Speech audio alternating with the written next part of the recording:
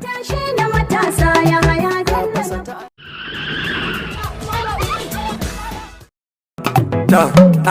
Kwan kwan kwan, salamu alaikum.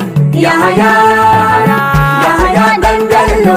Salamu alaikum, kuma da manke raikin nan. Yahaya dan Bello.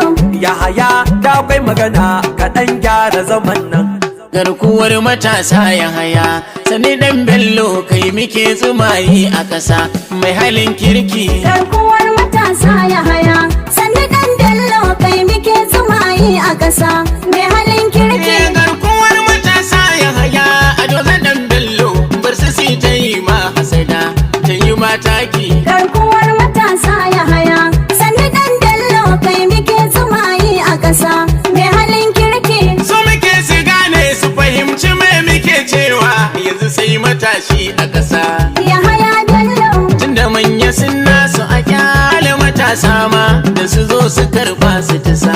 Yahaya Bello. Yahaya Adoza Bello shi muke da nufi dan ya dan matso ne su kusa. Yahaya Bello. Kafa gangaren kabu gwani in ya hau Yahaya ba abin da mu za mu rasa. Yahaya Bello. Rigimar abinci da mai kayi sulhu ka karɓi wakilcin haɗin